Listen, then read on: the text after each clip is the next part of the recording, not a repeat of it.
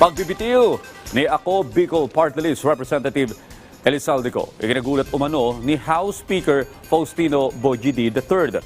Pero umaasa rin ang House Leader na babalik ng bansa si Ko para harapin ang mga akusasyon laban sa kanya. Ang detalye sa report ni Melales Moras.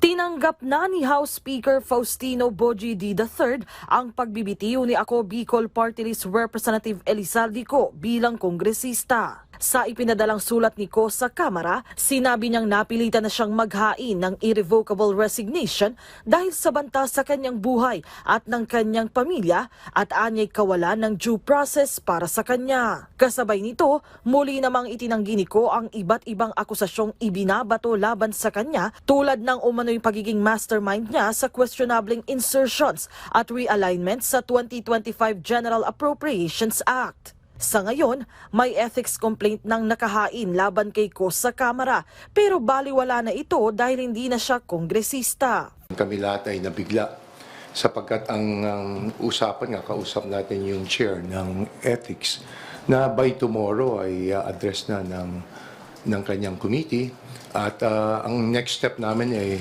sana i-suspend namin si Congressman Saldico. At kung hindi pa rin siya makikipag-cooperate hanggang umabot na ma-expelled. Pero nagain nga ng kanyang resignation.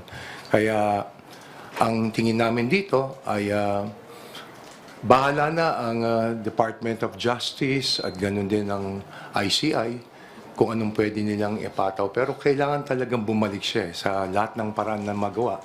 Dapat mapabalik siya at managutan siya. Paglilinaw naman ni House Ethics Committee Chair J.C. Abalos, hindi porke nagbitiw si Ko ay makakatakas na siya sa kanyang mga pananagutan. Yung evasion po of accountability, wala naman yan kung miyembro ka ng House o hindi. Because in any case, the Committee on Ethics is not the only area for recourse or justice. In any case, anyone can still file a civil or criminal case against any member or against any former member of the House of Representatives. Kaya kahit na nag-resign si former Congressman Zaldico, that doesn't exempt him from accountability. Bukod kay Ko, isa pang naharap ngayon sa iba't ibang aligasyon ukol sa budget si dating House Speaker at later Representative Martin Romualdez. Pero muling iginiit ni Romualdez na hindi ito totoo at guni-guni lamang, gayon din ang isang bagong paratang na tumatanggap din umano siya ng pera mula sa iligal na sugal.